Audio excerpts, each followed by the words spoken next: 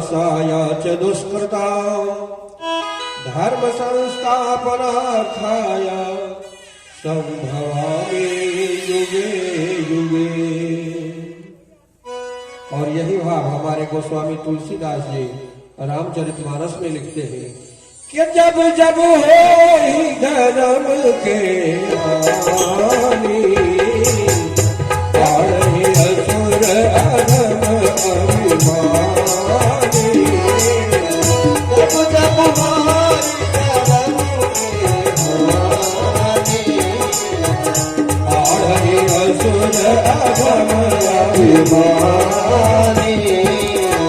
तब तब धारी प्रभु विविध शरीरा तब तब धारी प्रभु शरीरा हरहि कृपा विसर्जन कीरा।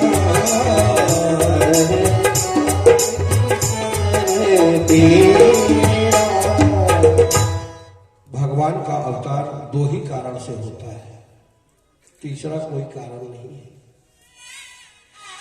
सिर्फ दुष्टों को अगर मारना है तो उनके संकल्प मात्र से ही दुष्ट मर जाएंगे, उनको पृथ्वी पर आने की जरूरत नहीं है। पृथ्वी पर उनका अवतार अपने भक्तों के मनोरथ को पूर्ण करने के लिए होता है।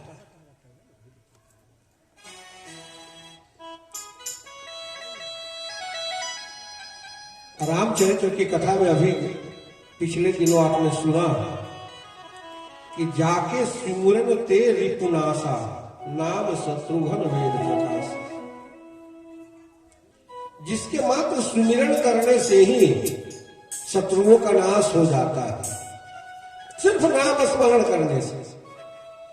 उसको पृथ्वी पर आने की क्या जरूरत है किसी को मारने के लिए? वो तो अपने भक्तों के लिए आते हैं।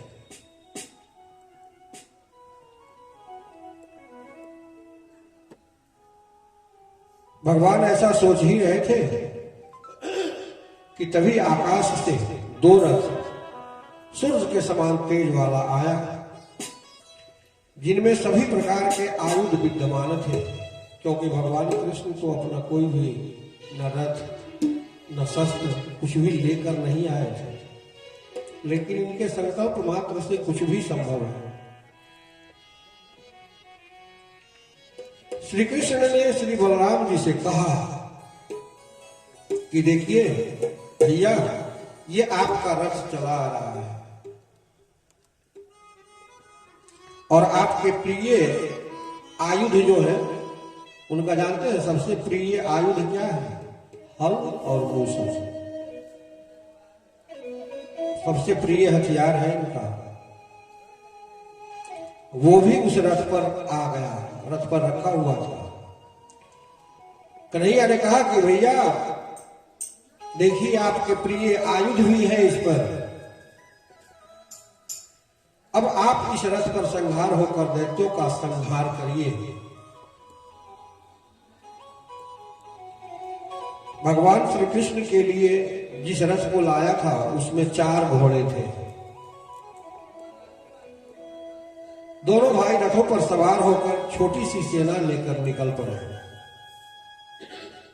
जरासंध बोला कि कृष्ण तू अभी बच्चा है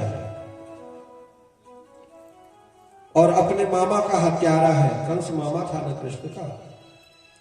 कहा कि तू अपने मामा का हत्यारा है, यदि बलराम मेरे हाथों मरना चाहे तो मुझसे युद्ध कर सकता है। जैसे बादल सूर्य को घेर लेता है, महातेजस्वी है सूर्य नारायण, लेकिन बादल उनके रोशनी को ढक देता है, उनके तेज को ढक देता है। ठीक इसी तरह जरासंध की सेना ने दोनों भाइयों को, हमारे कन्हैया को और बलदाऊ भैया को, दोनों को चारों तरफ से घेर लिया। कैसे? जैसे सूर्य को बादल घेर लेते हैं, धुआं आग को घेर लेता है।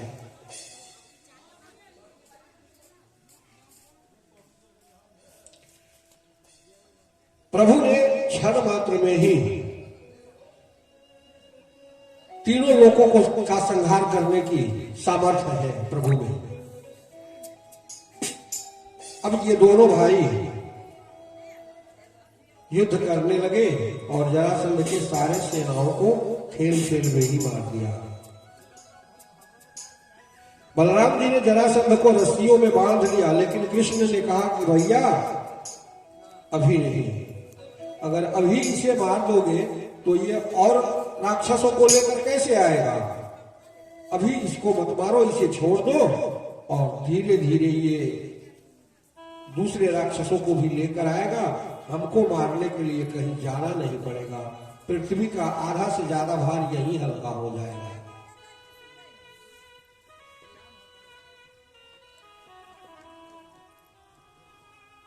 युद्ध से लौटकर जो हाथी घोड़े हथियार और धन जीत कर लाए थे सब उग्रसेन महाराज को सौंप दिया। सुखदेव स्वामी कहते हैं कि हे राजन परीक्षित, इस प्रकार जरासंध ने श्री कृष्ण द्वारा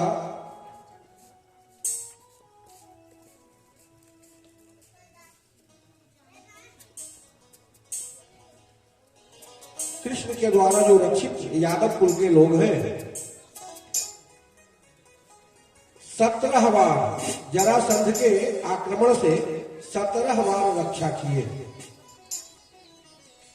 23 अक्षौहिणी सेना लेकर चढ़ाई कर रहा था और ये दोनों भाई मिलकर सारी सेनाओं का संहार कर रहे थे। झा परिवार की तरफ से हमारे भगवान के चरणों में 100 रुपया निछावर किया गया है। भगवान उस परिवार की समस्त कामनाओं की पूर्ति करें, सदा सुखी रखें।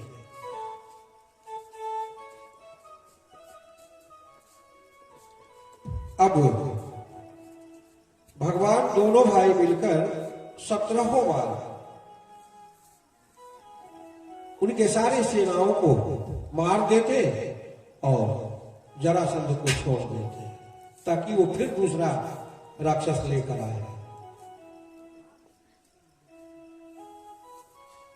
बार बार के इस लड़ाई से इन्होंने निर्णय लिया कि क्यों नहीं समुद्र में एक दुर्गम किले का निर्माण किया जाए और वहीं से इन दुष्टों का संहार करेंगे। हे राजन, ऐसा सोच करके भगवान श्री कृष्ण ने समुद्र के बीच में 48 कोस के विस्तार में 48 कोस के परिधि में द्वारका नाम का एक अति सुंदर और अद्भुत नगर बसाया, जिसमें सारी वस्तुएं अद्भुत थी। हो भी क्यों नहीं, भगवान कृष्ण के द्वारा निर्मित।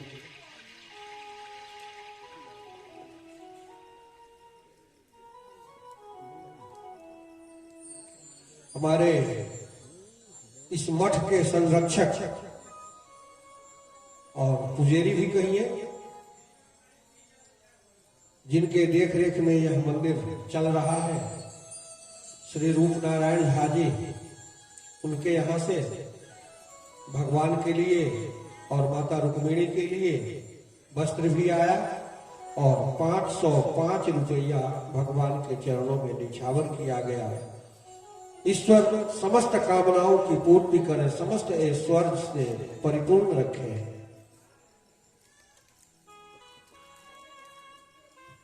सुखदेव स्वामी कहते हैं कि हे राजन,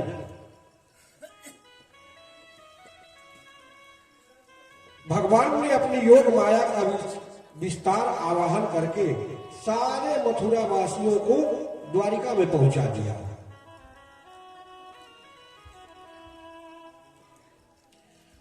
सुखदेव स्वामी राजा परीक्षित से कह रहे हैं कि हे राजन, काल यवन नाम का एक महाप्रतापी दैत्य है। वो सोच रहा है कि मुझे नारद जी ने जो लक्षण बताए थे, वक्षस्थल पर श्रीवस्त्र का चिन्ह, 4 भुजाएं, कमल समान नेत्र, गले में बनमाला, ये सभी चीजें इसी आने वाले में मिल रहा है। भगवान श्री कृष्ण को देखकर काल जन्म कह रहा है, सोच रहा है, लेकिन यह इस समय पैदल ही चला आ रहा है। मैं भी इसे बिना अस्त्र शस्त्र के ही लड़ूंगा। भगवान को यह पता था कि मुचकुंद मेरे हाथ से नहीं लड़ सकता, क्योंकि उसको वरदान प्राप्त था। इसलिए वो पैदल ही गए थे। और जैसे ही कालयवन सामने आया, लड़ते लड़ते बड़ी तेज भागे। अब आगे आगे हमारे गोपाल जी और पीछे पीछे कालयवन। भगवान भागते जाते हैं और रुक कर पीछे मुड़कर इसे देखते हैं ताकि ये मेरे पीछे आ रहा है कि नहीं। दौड़ाते दौड़ाते इसको एक गुफा के अंदर ले गए।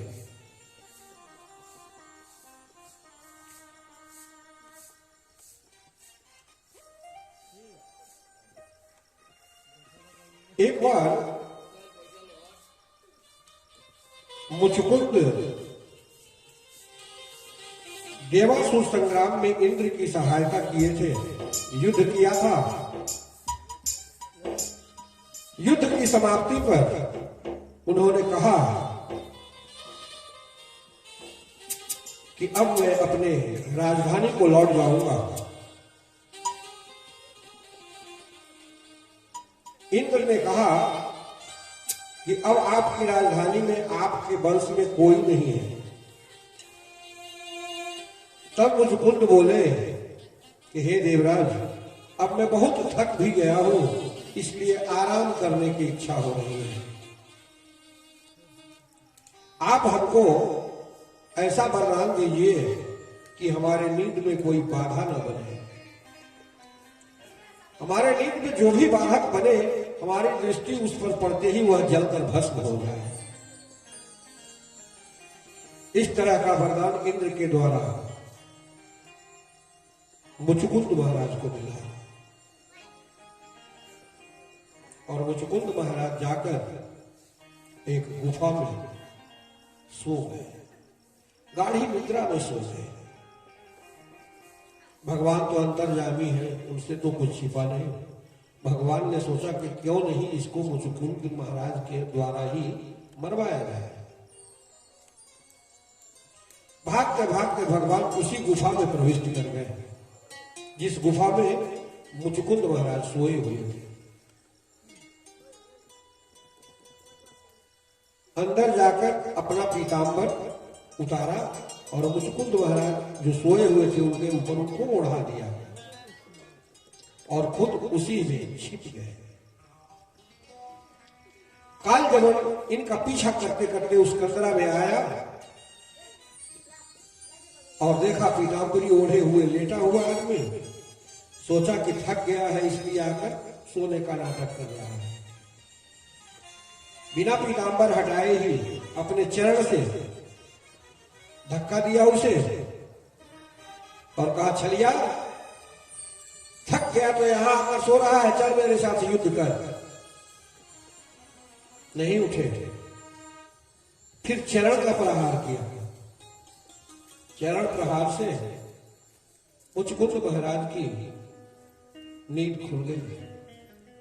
और जैसे ही मुचकुंद महाराज ने सामने कालयवन को देखा, अपना नेत्र खोला और कालयवन का राम नाम सत्य हो गया। प्रेम से बोलिए भगवत्सल भगवान